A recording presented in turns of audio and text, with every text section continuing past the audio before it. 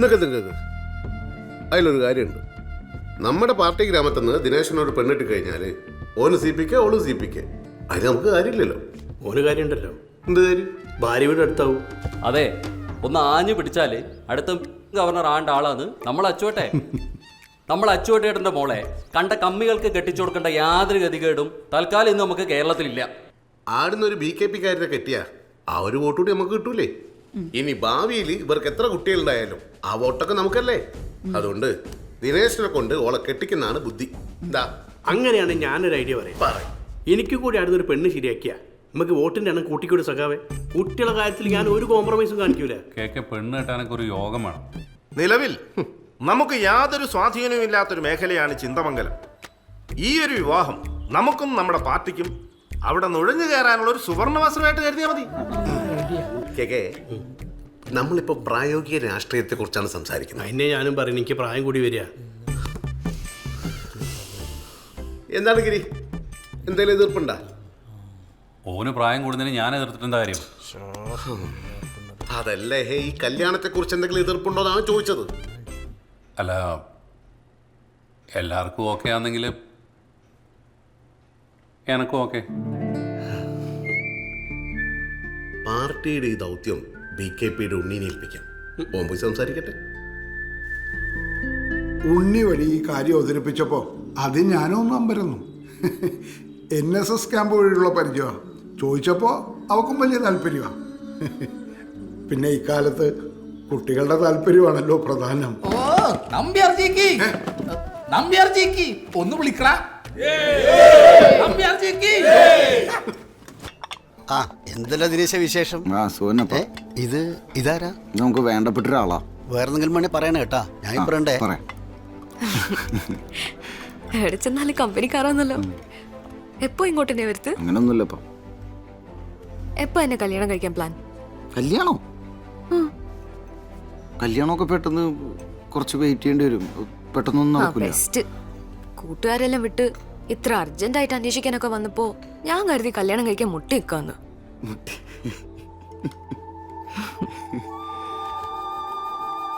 ഇപ്പൊ ആ താമസിക്കുന്ന വീടില്ലേ, ഒരു 100-500 പേർക്ക് അവകാശമുള്ള. അടുത്തേക്കാണ് നിന്നെ വിളിച്ചോണ്ട് കൊണ്ട്. പിന്നെ വീട് മെയിൻ റോഡിനടുത്ത് ഞാൻ പറഞ്ഞ ഇങ്ങനെ പണിയണുണ്ട്. അതിൻ്റെ കാര്യങ്ങൾ ശരിയാവണമെങ്കിൽ എൻ്റെ മുടങ്ങി കിടക്കണ 6 വർഷത്തെ സാലറി ഉണ്ട്, അത് കിട്ടണം. അത് കിട്ടണമെങ്കിൽ എൻ്റെ ജോലി പെർമനൻ്റ് ആവണം. ഇപ്പം തൽക്കാലം അച്ഛമ്മയുടെ ഇളയമ്മയുടെയൊക്കെ ക്ഷേമ പെൻഷനിലൂടെയാണ് കാര്യങ്ങളൊക്കെ നടന്നു പോണത്. അതൊക്കെ കാരണമാണ്. അതെ, ഞാനൊരു കാര്യം തുറന്നു പറയുന്നോണ്ട് ഒന്നും തോന്നരുത്. ഞാനവിടെ അന്ന് വന്നേരം മുതൽ ശ്രദ്ധിച്ചതാ, ആ വീട്ടിൽ എന്തെല്ലോ പ്രശ്നങ്ങളുണ്ട്. പ്രശ്നോ? എന്തു പ്രശ്നം? ഞാനവിടെ വന്നപ്പോ ആ തുളസിത്തറേന്റെ അവസ്ഥയൊന്ന് കാണണേനും. കുറെ കാലമായിട്ട് വിളക്ക് വെക്കാണ്ട് കാട് പിടിച്ച് കിടക്കുന്ന ഗുളികൻ തറ, അങ്ങനെ പല കാര്യങ്ങളും ശ്രദ്ധിക്കണ്ട ഇപ്പൊ വെച്ചിട്ടുള്ള. അതുകൊണ്ടൊക്കെ തന്നെയാ ഈ പ്രശ്നങ്ങളൊക്കെ.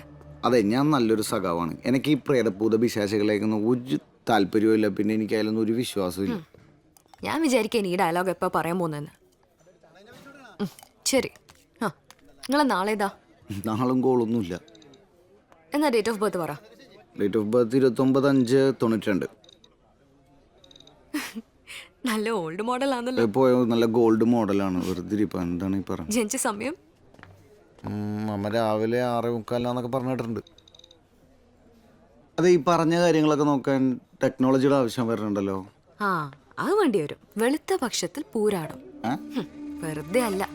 ഇപ്പൊ 7 ചൊവ്വ തീരാനിനി ഒരു 6 മാസം എടുക്കും. തീരാൻ ഇനി 6 മാസം ഉണ്ടോ? തനക്ക് ഇത്രയും പഠിച്ചിട്ടും ഇതിന്റെയൊക്കെ പുറകെ പോകണ്ടല്ലോ. അങ്ങനെ കളിയാക്കൊന്നും വേണ്ട.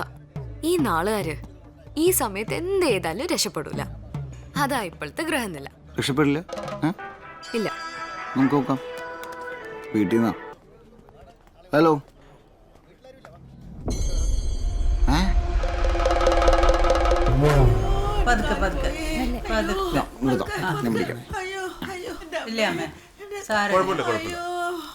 വീട്ടിൽ ചെന്നാലും 1 മാസം കാല് പൊന്തിച്ചെന്നെ വെക്കണം കേട്ടാ.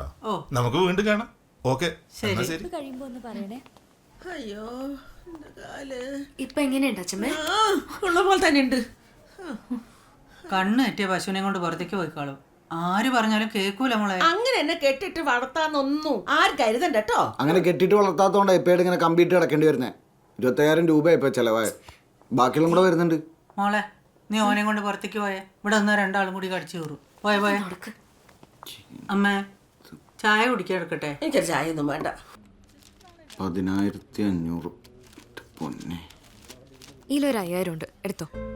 വേണ്ട, സഖാവിന് അത്രയ്ക്ക് അഭിമാനോ? ഞാൻ ട്യൂഷൻ എടുത്തുണ്ടാക്കിയ പൈസയാ മാഷേ. എന്റെ കയ്യിലുണ്ട്, വേണ്ടെന്ന്.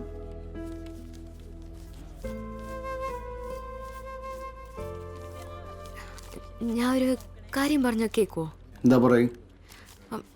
ദിനേശ് ചേട്ടൻ ഒരു കാര്യം ചെയ്, ഒരു കണിയാനെ പോയി കാണ്. കണിയാനോ? നീ എന്ത് കെണിയൊക്കെ ഈ പറയുന്നേ? കെണിയല്ലപ്പാ, എല്ലാം ശരിയാവും.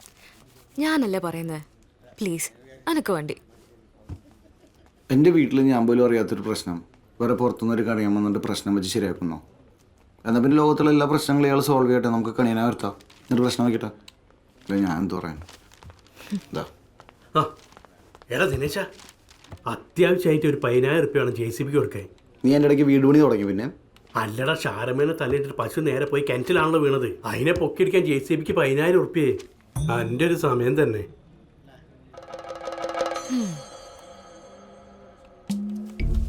എൻ്റെ കയ്യിൽ 5,000 റുപ്യുള്ളൂ. ഇപ്പോൾ ബാക്കി ഞാൻ ഗൂഗിൾ പേ ചെയ്യാം. അപ്പം ബാക്കി ഞാൻ ഗൂഗിൾ പേ ചെയ്യാം.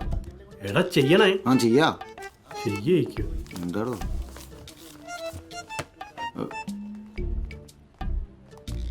നേരത്തെ അത് ഗൂഗിൾ പേ കിട്ടുമോ? 5,000 പറഞ്ഞില്ലേ തരാന്ന്, അത് തരുമെന്ന്. ഓ 5,000 പ്ലീസ്. അയ്യോ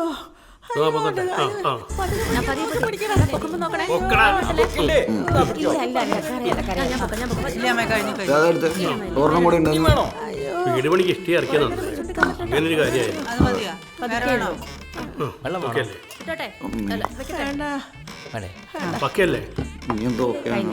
പതുക്കെ പതുക്കെ പതുക്കെ മോളെ. ഇത് കറക്റ്റാട്ടോ. ഇത് പൊടിച്ച് പോകുമ്പോ ചേർത്തോളൂ.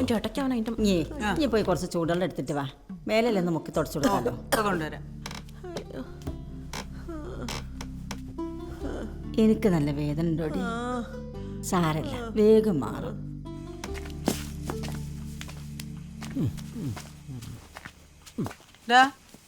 അമ്മേനെ ഒന്ന് തുടപ്പിച്ചിട്ട് ഞാൻ ചായ എടുക്കാം കേട്ടാ. ആ കാലിനുള്ളിൽ ഇപ്പൊ എന്താ സ്വർണത്തിന്റെ കമ്പിയായിട്ട് ഭയങ്കര പൈസ തന്നെയല്ലേ? ആന്ന്. ആ ജോസ് മാഷൊക്കെ പൈസ കൊടുക്കുന്ന ലാസ്റ്റ് ഡേറ്റ് എന്നാളോ. എന്താ ചെയ്യേണ്ടതെന്നൊരു എത്തുംപിടിയും കിട്ടണില്ല. അവള് പറഞ്ഞ പോലെ പ്രശ്നങ്ങൾക്ക് മേളിൽ പ്രശ്നങ്ങളാണ്. ഇനിയിപ്പോൾ ശരിയായിരിക്കുമോ ഇതൊക്കെ? എടാ, ഞാൻ പണിയെടുക്കുന്ന സ്ഥലത്തിൻ്റെ അടുത്തൊരു കണിയാണ്ട്. മൂപ്പരടുത്തൊന്ന് പോയി നോക്കിയാലോ? എനിക്ക് വിശ്വാസമൊന്നുമില്ല. പിന്നെ ഗീതി അറിയണ്ട. ഗീതി അറിഞ്ഞാൽ ഈയും ഉണ്ടാവില്ല, ഞാനും ഉണ്ടാവില്ല.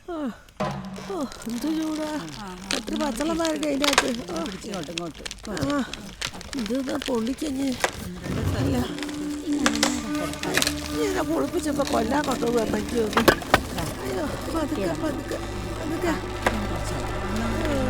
അങ്ങനെയല്ലേ? എന്നാ ഒന്ന് പോയി നോക്ക്. എൻ്റെ ഓള് പറഞ്ഞല്ലേ. ഓളങ്ങനെ പലതും പറയും. നിങ്ങൾക്ക് തോന്നുന്നുണ്ടോ ഞാൻ അതിലൊക്കെ വിശ്വസിക്കുന്നുണ്ടെന്ന്?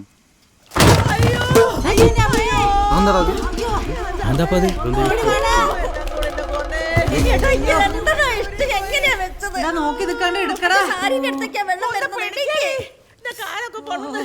ചൂട് ചൂട് ചൂട്.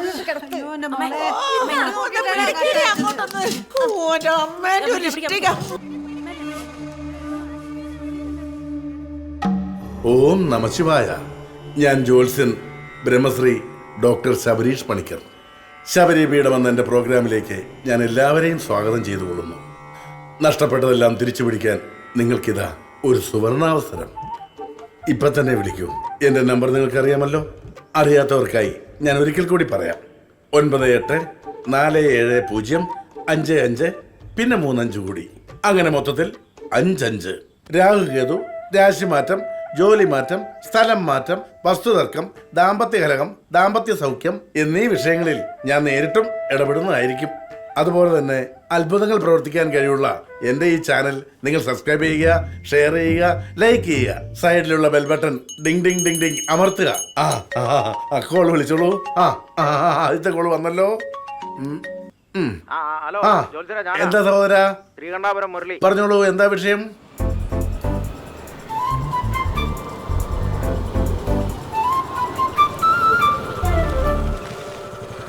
ഇത് തന്നെയല്ലേ സ്ഥലം? ഇതാണ് സ്ഥലം. ഇത് വേണോ?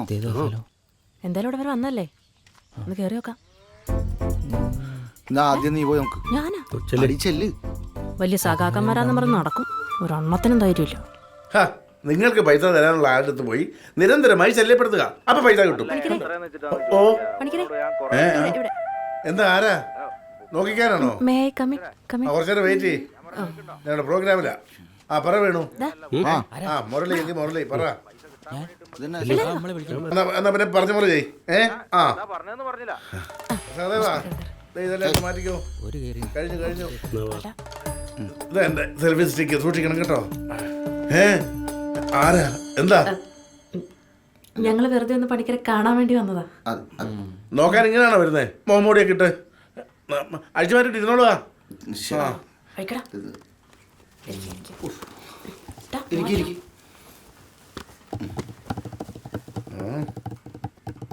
സജി,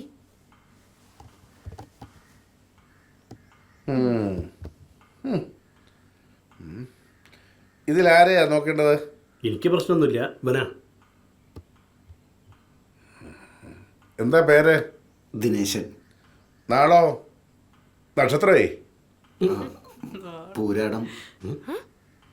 കരിമ്പൂരാടം ആയിരിക്കും, നോക്കിട്ട് പറയാം.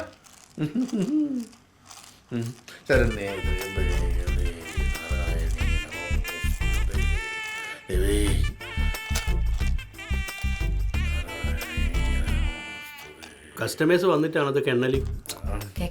നേരത്തെ തന്നെ വെച്ചൂടെ?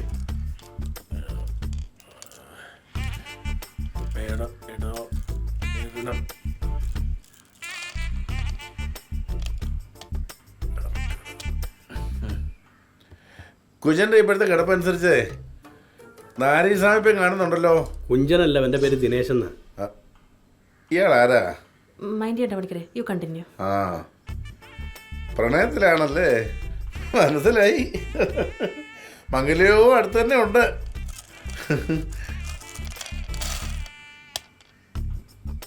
നിർമ്മാണ പ്രവർത്തനങ്ങളിൽ എന്തെങ്കിലും തടസ്സം നേരിടുന്നുണ്ടോ?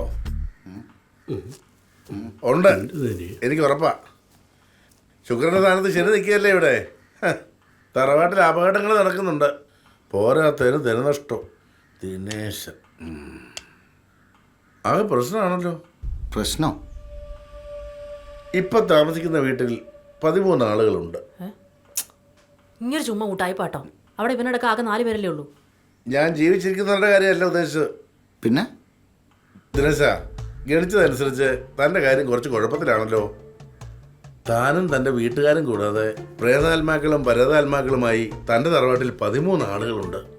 അവരെ അവിടെ നിന്ന് ഒഴിപ്പിക്കാണ്ട് തൻ്റെ പ്രശ്നങ്ങൾ ഒരു കാലത്തും തീരാൻ പോകുന്നില്ല. അല്ല, അതിനിപ്പോ എന്താ ചെയ്യാ? ആവാഹിക്കണം. എന്ന് പറഞ്ഞ ഓടി നടന്ന് പ്രശ്നങ്ങൾ ഉണ്ടാക്കുന്ന ആത്മാക്കളെ പിടിച്ചു കെട്ടണം. ആവാഹിക്കാനിപ്പോ ഞാനൊരു കർമ്മയെ പരിചയപ്പെടുത്തി തരാം.